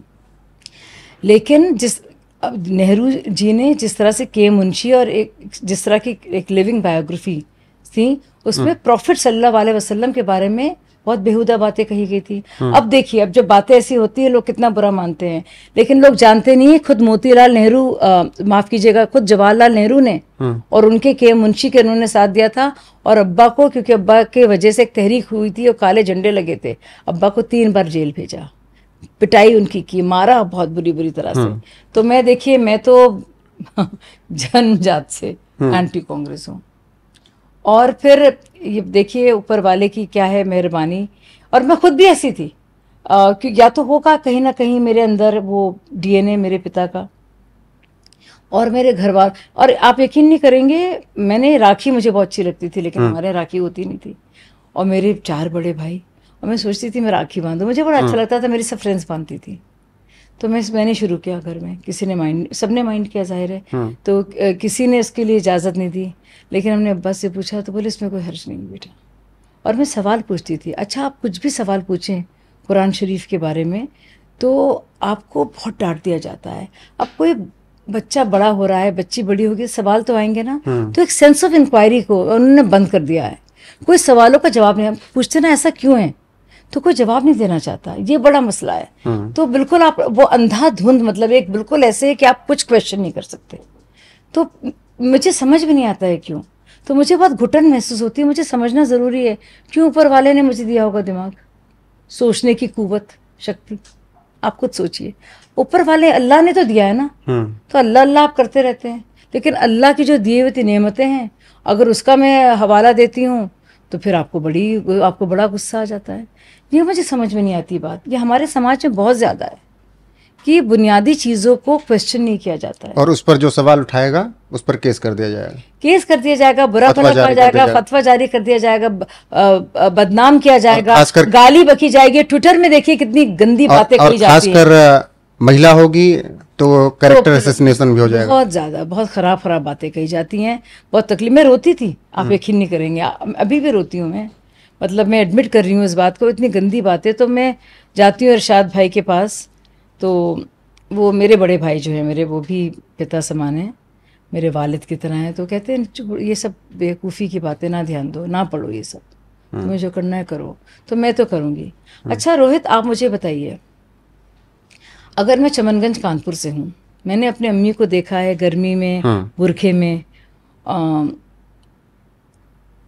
दस्ताने तक पहनती थी बाहर निकलते वक्त, गर्मी में भी, ताकि हाथ भी ना दिखे एक वक्त में, और फिर बुरखे में स्ट्रगल करते हुए गर्मी के वक्त में लाद लाद के उसको ले जा रही हैं घबरा के, और सारी अपनी खालाओं को, और सब अपने रिश्तेदारों को, और सब अपनी कज़न बहनों को, और मुझे उससे तकलीफ़ है। अगर मैंने देखा है अपने घर में, मेरे अपने खुद के घर में, कि बेचारी औरतें आ रही हैं, कुछ रिश्तेदार भी, शौहरों ने छोड़ दिया, 3-3, 4-4, 5-5 बच्चे हैं, कह रही हैं कुछ हमें काम दे दो, ज़कात के तौर पर तो दिया जाता है रमज़ान के महीने में, कुछ दे दीजिए। कैसे, इतनी बुरी ज़िंदगी है, इतनी बुरी ज़िंदगी है। और जिस तरह से मर्द पेश भी आ रहे हैं महिलाओं के साथ। एक मेरी रिश्ते की बहन है, उसने बताया कि कहा मुझे रोहित मैं भूल नहीं सकती, उसने मुझसे कहा, मैं बहुत तकलीफ़ दे मुझे ये बात लगती है, मैं भी 18 साल की थी, वो भी 18 साल की होगी, हाँ जी। तो उसने मुझसे कहा कि, मैंने कहा तुम ठीक हो ना, सब ठीक है, तो शादी पहले हो गई थी। तो मैंने कहा कि हाँ। बोले बहुत अच्छे हैं हमारे शौहर हैं, बहुत कम मुझे मारते हैं, बस कभी कभार ही मारते हैं, थप्पड़ मारते हैं। हमने कहा क्या मारते हैं तुम्हें? बोली बहुत कम। सोचिए, तो ये स्टैंडर्ड था। तो ये तो, और शायद इस वजह से भी क्योंकि हम लोग मिडिल क्लास घरों से आए, तो वैसे यूनिफॉर्म मेरी बड़ी बहन का होता तो मैं पहनती थी, तो सेफ्टी पिन लगा लगा के। तो ये असलियत है मेरी ज़िंदगी की, मैं इसको छुपाती नहीं हूँ। लेकिन जब मैंने सुना ये कहते हुए, मेरे अंदर कुछ हुआ, एक आग सी लग गई मुझे। तब से मेरे अंदर ये जुनून है, मुझे बहुत तकलीफ़ दे लगती है बात। मेरे घर के पास हैं अल्ताफ़ अंकल, तो उनकी बेटी मेरे घर आई, मेरी उम्र की थी वो हर जगह से बस घूर रही थी। मैंने कहा तुम खेलोगी मेरे साथ, करो। वो बोली मैं सेकंड घर में, मैं घर से निकली नहीं हूँ अपने, मैं सिर्फ अपनी बहन की शादी में गई थी, अपनी बहन के ससुराल, आपका दूसरा घर है। वो अपने घर से निकली नहीं है, वो पढ़ाई के लिए बाहर नहीं गई है, उसके घर में रेडियो अलाउड नहीं था, उसके घर में मौलवी साहब आके उसको पढ़ाते थे। वो अपने छोटे से घर में, बिल्कुल मुझे मालूम है, मेरे घर के बिल्कुल पास घर था, उसमें वो निकली नहीं थी घर से बाहर, अलाउड नहीं था, पर्दे से झांकना भी अलाउड नहीं था। अब सोचिए क्या होगा, ये है असलियत, मैं जानती हूँ उसको। अब सोचिए, मैं उसकी आंखों में देख रही थी एक सूनापन, वो बस देख रही थी। मैं कह रही थी मेरे क्रेयॉन्स के साथ खेलो, और मुझे इतना बुरा लगता था, मुझे लगता था थैंक गॉड मुझे कुछ मिल गया है। मुझे भी जो मेरे साथ नाइंसाफ़ी होती थी, मैं सोची तो बहुत कम है, मुझे तो उन लोग के लिए बोलना पड़ेगा। बिल्कुल। तो बताइए कौन सी पार्टी है जो मुझे अलाउ करेगी? आप बताइए, कांग्रेस अलाउ करेगी मुझे ऐसे बोलना? सपा अलाउ करेगी? ये सब कहते हैं मुसलमान, आप भाजपा में क्यों हैं? आप बताइए, कोई और पार्टी मुझे अलाउ करेगी? जो मेरे ज़िंदगी में जो मैंने देखा है, जिसको लेकर मैं परेशान रही हूँ, जिसके वजह से शायद मैं सार्वजनिक जीवन में आई हूँ, न्यूज़ में आई, कुछ अंदर एक गुस्सा था, एक बेचैनी थी मुझे, तो कौन सी पार्टी मुझे अलाउ करेगी? उनको तो मौलवियों को खुश करना है, औरतों के लिए तो बोलना नहीं है, रिफॉर्म की बात तो करनी नहीं है, तो कौन अलाउ करेगा मुझे? हिजाब और पर्दे के खिलाफ मैं बोलती हूँ। ट्रिपल तलाक तो मेरा हमेशा से वो रहा है, मेरा एक मकसद रहा है। कहीं पे भी होती तो मुझे तो निकाल देती सपा या कांग्रेस में अगर मैं होती। तो सिर्फ भाजपा मुझे अलाउ करती है, तो मैं क्यों नहीं खुश हूँ भाजपा में। भाजपा में कभी मुझे रोका नहीं। मैंने अपनी बात भी की, मैंने कभी इस्लाम के खिलाफ नहीं बोला, मैंने हुजूर सल्लल्लाहु अलैहि वसल्लम के खिलाफ नहीं बोला। जाहिर है सबका अपना अकीदा होता है, मैं उसमें क्यों जाऊँ। मैं ऐसी बात क्यों करूँ जिससे दुश्वारी हो, पर मैं महिलाओं के लिए अच्छी बात तो कर सकती हूँ ना। बिल्कुल। तो आपने कभी बुर्का पहना या अभी पहनती हैं? जी कभी कहीं पहना, कहीं बाहर जाना था तो वो मेले वगैरह में चमनगंज में जो आती थी तो 3 बार पहनना बहुत मुश्किल था, बहुत ही मुश्किल। ना चल पा रही थी, गिरती लड़कती भड़कती मैं गई और मुझे लगा कि नहीं भाई। और बताइए, नहीं आप ये मुझे बताइए, ये मुझे लॉजिक आप बताइए कि मैं क्यों पहनूं बुर्के से, क्या हो जाएगा मेरे, मतलब ऐसा क्या है कि अच्छा मर्द देखकर मर्द क्यों देख रहा है मुझे। गैर मर्द आपका कोई एक भी अंग नहीं देख पाएगा, बस इसी वजह से नाखून नहीं देख पाएगा, आंखें नहीं देख पाएगा आपकी सही। तो गैर मर्द देख सकता है आपको, आप गैर मर्द को नहीं देख सकते। मतलब मुझे समझ में नहीं आ रहा है कि गैर मर्द जो है देखकर उसके में कुछ ऐसी फीलिंग्स आ जाएंगी, तो अपनी फीलिंग्स को वो कंट्रोल करें ना, अपने जज्बात को। और सर ढक लेने से क्या हो जाएगा, आपने ऐसे सर ढका हुआ है। मैं तो वो मालदीव्स में जाते जो 2 उनके मिनिस्टर्स के फोटोग्राफ आए थे, मैं हंस के पागल हो गई। पूरा मेकअप है, पूरा वो है, अब सब ढक गया है, क्या है भाई ये कि बालों में कुछ है। अरे भाई रहने तो मेरे बालों को ऐसे। सूरज भी मेरे बालों को सूरज भी उसको चाहिए, उसे हवा भी चाहिए। ये क्या दुश्मनी हो गई बालों से, मुझे समझ में नहीं आ रहा है। मैं ये पूछती हूँ कि हो क्या जाएगा इससे। अच्छा एक और बात मुझे समझ में नहीं आती है कि ये पूरा इस्लाम जो बना दिया आज के दौर में, ये महिलाओं के लिबास के इर्द गिर्द क्यों घूम रहा है।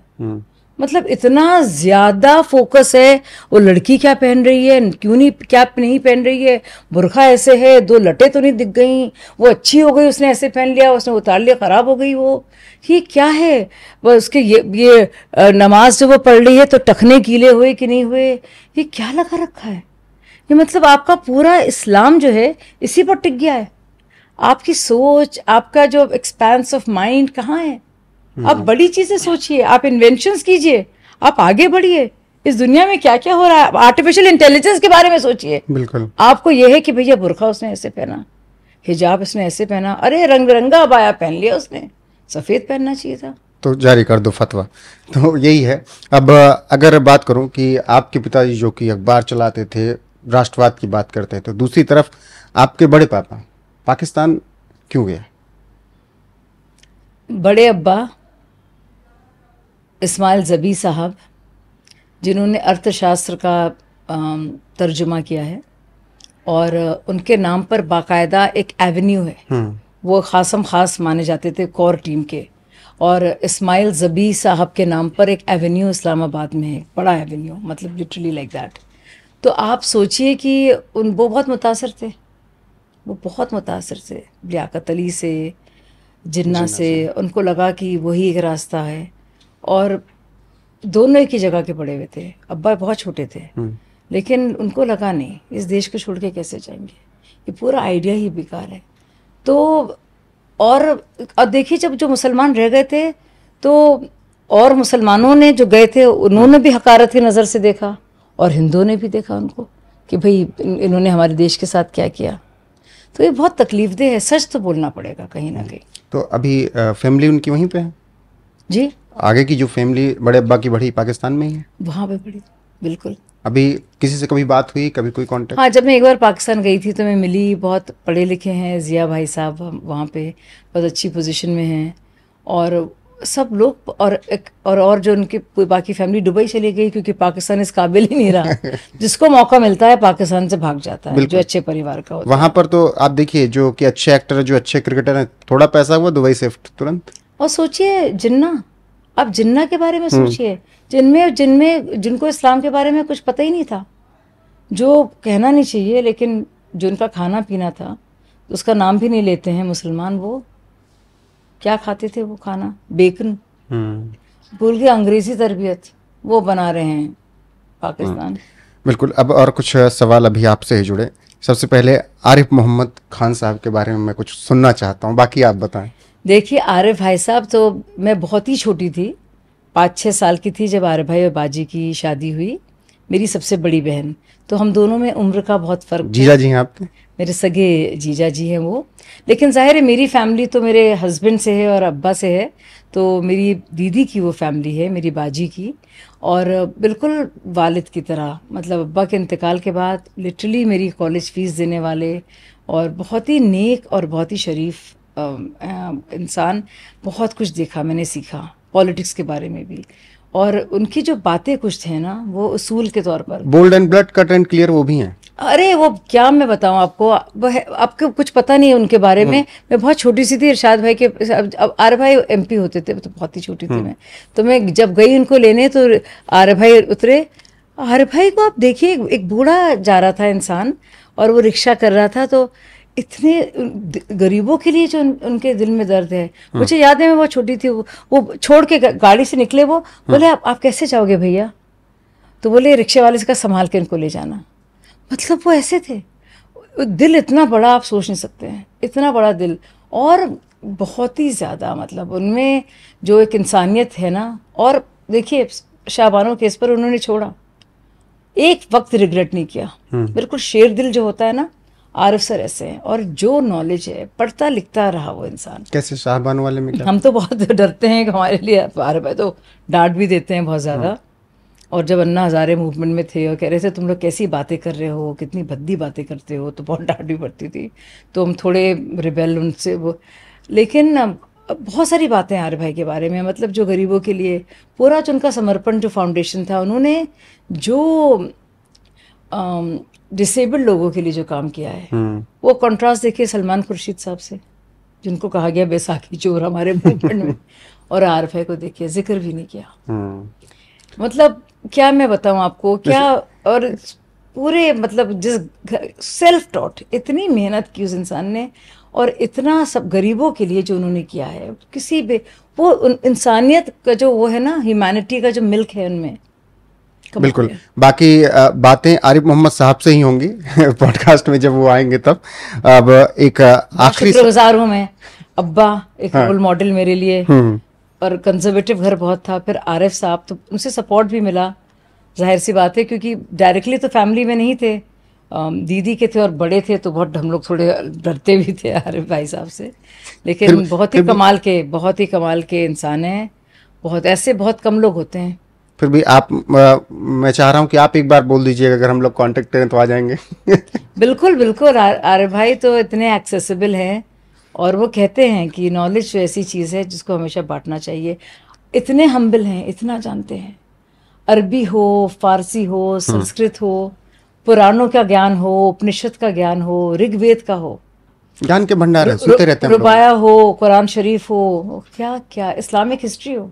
इनफैक्ट हम लोग को बहुत कुछ सीखने को उनसे मिलता है। बहुत। अब एक आखिरी सवाल आपसे जुड़ा हुआ पर्सनल से, उसके बाद फिर कुछ और सवाल हैं।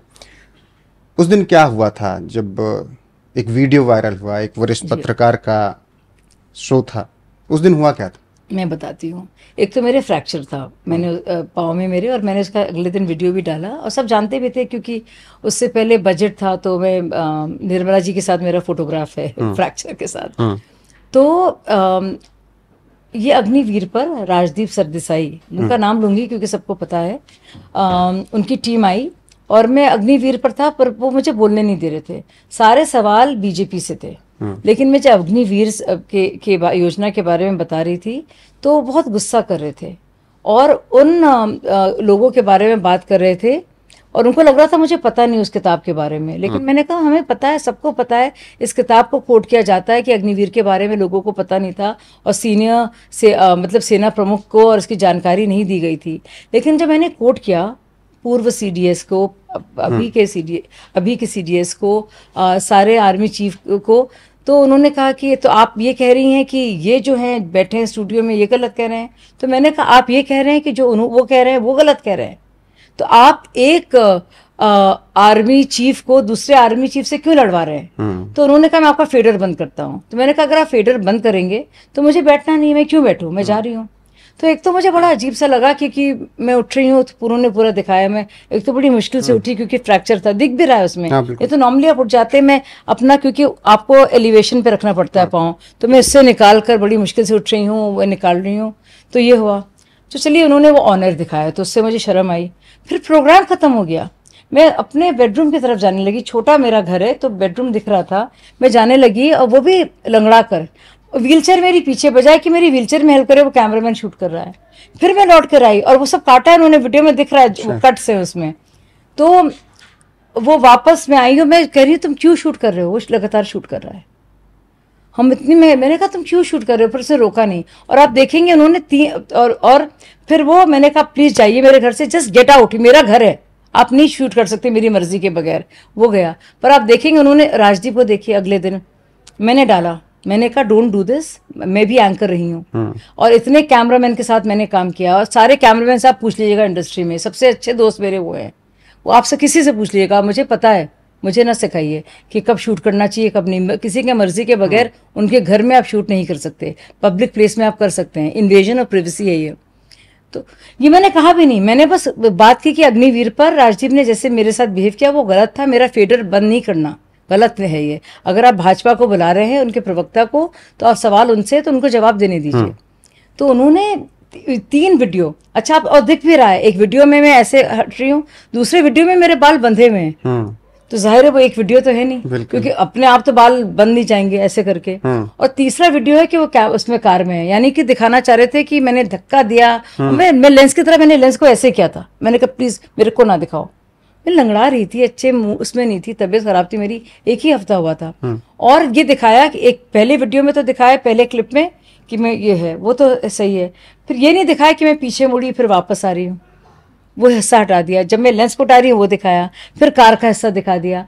मेरे घर में 4थे फ्लोर पे रहती हूँ, तो लिफ्ट से गया होगा ना, फिर कार में, मतलब मैंने धक्का दे दिया लंगड़ेपन में, मैंने मतलब लंगड़ा के इतनी पावर हो गई कि कैमरामैन को, फिर कैमरा बंद किया होगा, उठाया होगा, वो सब काट दिया। तो फिर मैंने फिर वीडियो डाल दिया, झूठ, शी चक द माइक, वो लिखा भी है, मैंने बड़े प्यार से माइक को रखा क्योंकि मैं इक्विपमेंट के साथ बहुत केयरफुल हूँ। मैं जामिया मैसकॉम की टॉपर रही हूँ, मैं प्रोड्यूसर रही हूँ इतने साल, तो मैं बहुत ही संभाल के रखती हूँ इक्विपमेंट, हमें सिखाया गया है, तो मैं बिल्कुल प्यार से रखती हूँ। मैंने ऐसे रखा, वो साफ दिख रहा है।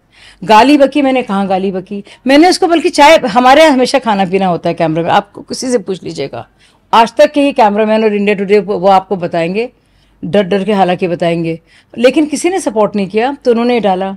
और और कांग्रेस के लोग फौरन शुरू हुए क्योंकि कांग्रेस के स्पोक्स पर्सन, और साफ दिख रहा है कि 3 एडिटेड वीडियोस हैं, 3 एडिटेड क्लिप्स हैं, उनका कोई वो नहीं है, क्योंकि आप तो जानते हैं कि कट होता है, फ्रेम्स हट जाते हैं, तो एक उसमें है नहीं। और ना ही कोई गाली बकते हुए मुझे सुन रहा, बल्कि उसने मुझे गाली बकी, वो जब बहुत धीमे से सुनेंगे बहुत खराब बात उसने कही, तो मुझे इंजंक्शन मिल गया उस पर, तो अब कोई दिखा नहीं सकता। और मैं कहना चाह रही हूँ अगर कोई देखे इस वीडियो को मुझे बताइए, क्योंकि कोर्ट ने कहा है कि इस वीडियो को नहीं दिखाया जाएगा क्योंकि ये झूठ है। और अभी मैं मानहानि का मैंने मुकदमा किया है और कहा है कि अनएडिटेड फुटेज सामने आए। ठीक है, अब आते हैं कुछ जल्दी सवाल जवाब पे।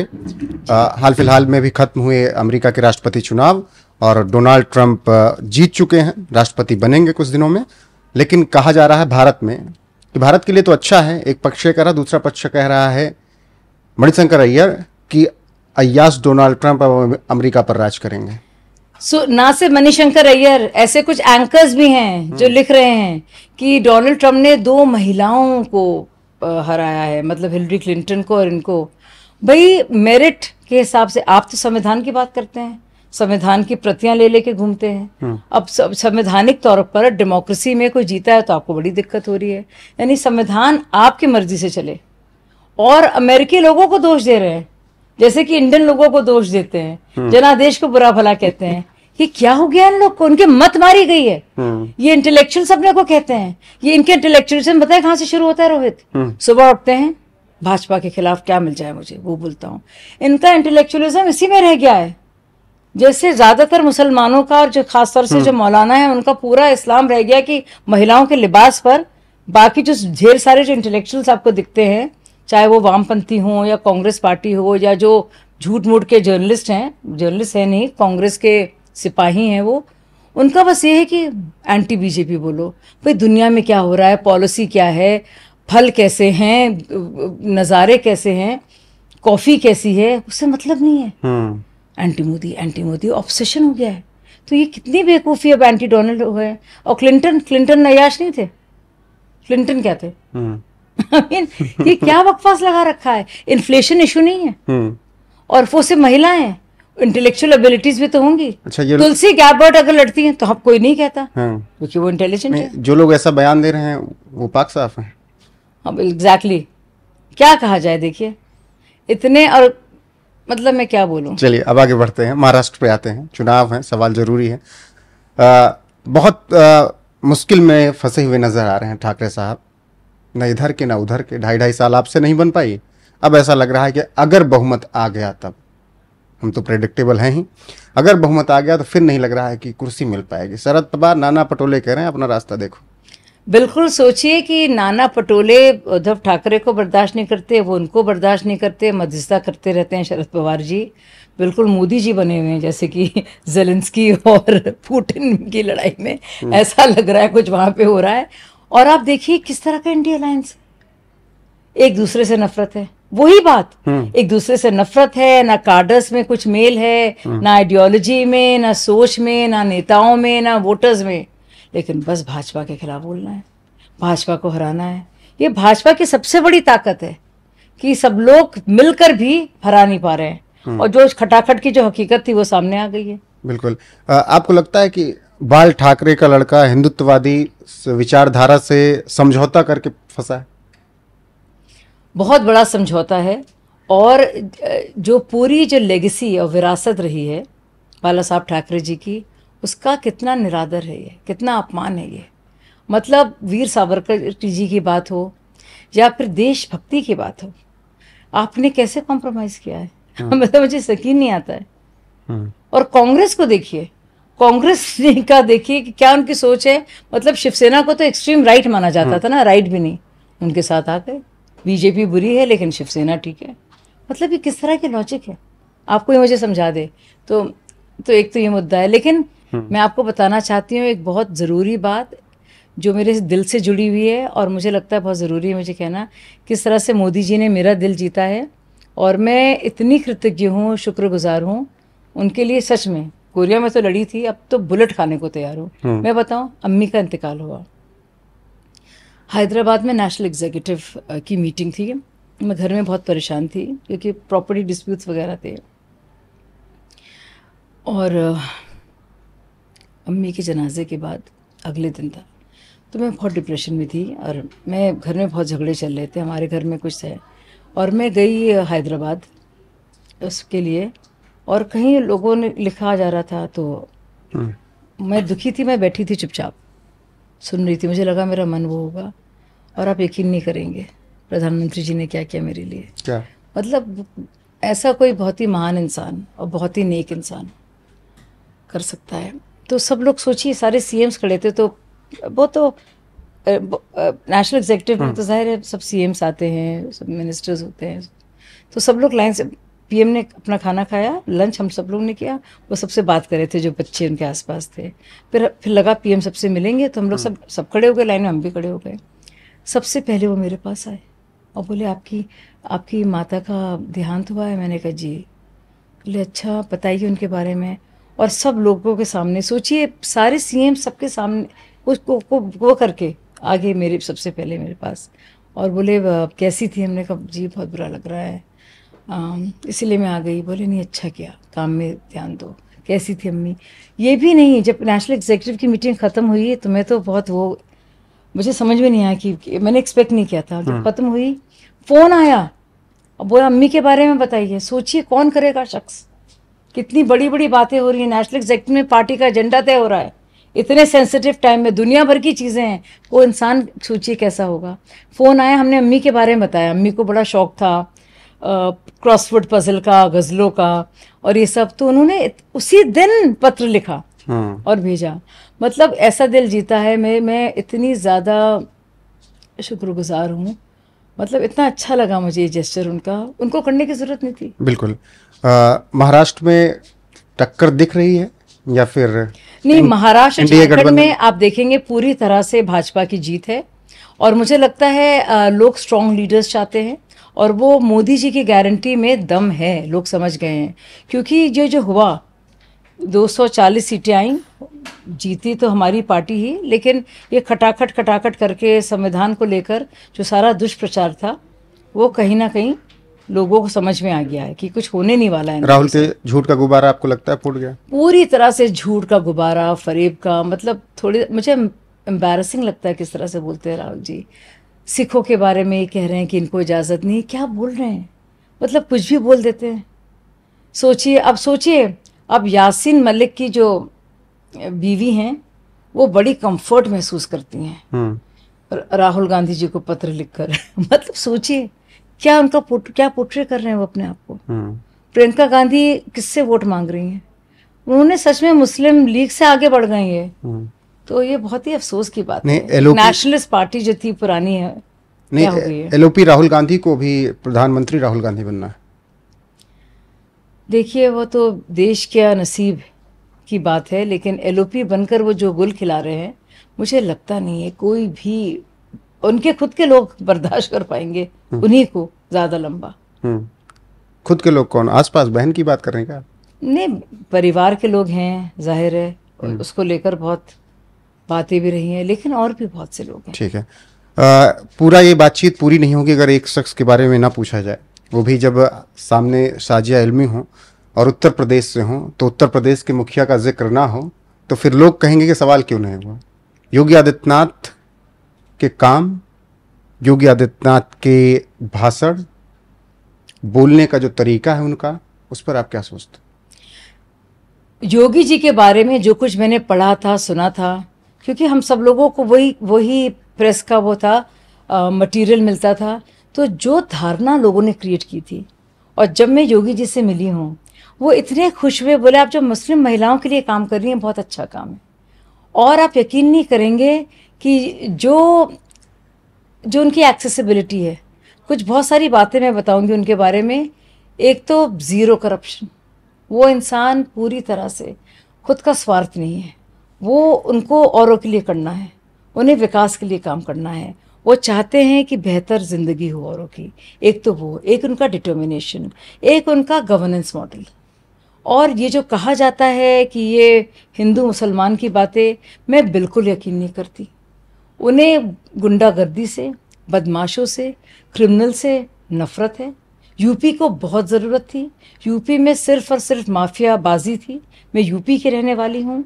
आप देखिए उत्तर प्रदेश को, आप देखिए सड़कें, आप गवर्नेंस मॉडल देखिए, आप बच्चियों से पूछिए, अरे मुस्लिम इलाकों में जाकर अंदर जाके बात कीजिए, वो आपको बताएंगी गर्ल्स कि अब तो बहुत सेफ है, हम निकल पाते हैं।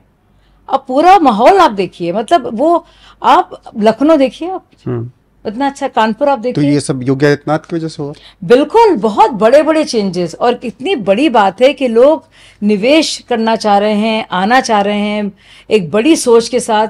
उत्तर प्रदेश का क्या हाल कर रखा था, मतलब सिर्फ और सही वही अजगर मजगर एमवाई की राजनीति। लेकिन राहुल, अखिलेश, कट्टरपंथी जो हैं, और वो तो विरोध में एकदम खड़े रहते हैं। अगर कुछ फैसला अच्छा भी है तो उसके विरोध में। देखिए आपको कि मुस्लिमों का इनकाउंटर कर दे रहे हैं, उनका बुलडोजर से घर गिरा दे रहे हैं। पर आप देखिए कौन लोग हैं वो, क्या आम मुसलमानों के साथ हो रहा है, क्या गरीब मुसलमानों के साथ हो रहा है? मैं पूछना चाहती हूँ सपा से, आप जब भी देते हैं टिकट मुसलमानों को, आप शरीफ मुसलमानों को क्यों नहीं देते? आप किसी मुसलमान डॉक्टर को, प्रोफेसर को क्यों नहीं देते आप टिकट? आप क्यों देते हैं सबसे शातिर और सबसे बड़ा जो गुंडा होता है इलाके का, उसको क्यों देते हैं आप? अगर वाकई में मुस्लिम हितैषी हैं, वो टिकट देना चाह रहे हैं, तो किसी भी आप अच्छे प्रोफेसर को, वाइस चांसलर को आपने क्यों नहीं दिया टिकट? जवाब दीजिए। और जो मुस्लिम बहुल इलाके हैं जहाँ जीतना बिल्कुल निश्चित है, क्यों अपनी बीवी को, अपने भाई और भौजाई और देवरानी और जेठानी और चाचा और चचाजात खानदान को आप देते हैं? आप बताइए। ये बिल्कुल एक मुसलमानों के साथ खिलवाड़ हो रहा है। बिल्कुल। आपको लगता है, आखिरी सवाल योगी आदित्यनाथ से जुड़ा हुआ, कि भविष्य में वो और बड़े नेता बनते हुए एक और बड़े पद पे होंगे? बहुत बड़े नेता हैं वो, और मुझे लगता है हमेशा बड़े नेता रहेंगे। उन्होंने जो शानदार काम किया है, चाहे वो बात हो विकास की, बात हो उत्तर प्रदेश सबसे बड़ा प्रदेश है जो देशों के अलग 3-3 यूरोपियन देशों के बराबर है, वहाँ जो काम किया है, चाहे वो कोविड हो, चाहे स्कूल हो, चाहे नई यूनिवर्सिटीज़ हो, मतलब एक बिल्कुल ही यकीन नहीं आता, ये यकीन नहीं आता कि मोदी योगी जी ने जो पूरा चमत्कार किया है, हम सोच भी नहीं सकते थे ये वही भारत है। आखिरी सवाल, साजिया इल्मी कुरान से, हदीस से क्या सीखती हैं, और जो कट्टरपंथी मानसिकता वाले हैं वो क्या सीखते हैं? देखिए, मुझे लगता है अगर मैं कुरान शरीफ की तुलना हदीस से बिल्कुल नहीं करूंगी, क्योंकि हदीस इंटरप्रिटेशन है और अलग अलग तरीके के उसके इंटरप्रिटेशन हैं। तो और ये कहा भी गया है कि कुरान शरीफ सर्वोपरि है, लेकिन मैंने देखा है कि जब बात होती है तलाक़े बिद्दत की और बहुत सारी चीज़ों की, तो बहुत ही कन्वीनियंटली, चाहे बात हो दहेज प्रथा की या कास्ट सिस्टम की, कुरान शरीफ में तो है नहीं कास्ट सिस्टम। भारत में क्यों है पसमानदा मुसलमान? आप बताइए किस तरह का इस्लाम है ये? यहाँ पे आप कास्ट सिस्टम कर देते हैं, क्यों? क्योंकि कन्वर्जन हुआ था, यकीन करना नहीं चाहिए। 250 से ज़्यादा जातियाँ हैं मुस्लिमों में। हाँ बताइए, सऊदी अरब में कितनी है, टर्की में कितनी है, सीरिया में कितनी है, लेबनान में कितनी है? ये क्या, किस तरह का इस्लाम आप फॉलो कर रहे हैं आप? ये इस्लाम है आपका? मतलब इस्लाम का लेना देना नहीं है आपका। कुरान शरीफ में कहीं जिक्र है कास्ट सिस्टम का, लेकिन यहाँ पे है। उसके खिलाफ नहीं बोलेंगे, कोई फतवा नहीं आएगा। ये नहीं बोलेंगे कुरान शरीफ में कहा क्या है कि चीन तक जाना है तो चीन तक जाओ पढ़ने लिखने के लिए, वो नहीं कहेंगे। यहाँ तो कहेंगे पहले हिजाब फिर किताब। ठीक, बहुत बहुत धन्यवाद शाजिया जी वक्त देने के लिए और हर एक सवाल का बाकायदा जवाब देने के लिए। आपने डक करने की कोशिश नहीं की। बिल्कुल नहीं। मुझे लग रहा है कि दर्शकों को ये बातचीत इसीलिए ज़्यादा पसंद आएगी। तो हमारे साथ जुड़ने के लिए, वक्त देने के लिए आपका बहुत बहुत शुक्रिया। शुक्रिया रोहित, बहुत ही अच्छा लगा मुझे आपके साथ बात। Thank you ma'am. तो ये थी हमारे साथ बीजेपी की प्रवक्ता, नेता और मुस्लिम महिलाओं की बात करने वाली, मुस्लिम धर्म को लेकर, उनकी कुरीतियों को लेकर बात करने वाली बोल्ड एंड ब्लंट शाजिया इल्मी। तो अब आपको उनकी बातचीत मेरे साथ कैसी लगी, कमेंट में मेरी राय जरूर दीजिएगा। एनएफ न्यूज पर बने रहिए, क्योंकि तमाम सक्सेस से आपकी यहां पर मुलाकात करवाता रहूंगा। नमस्कार।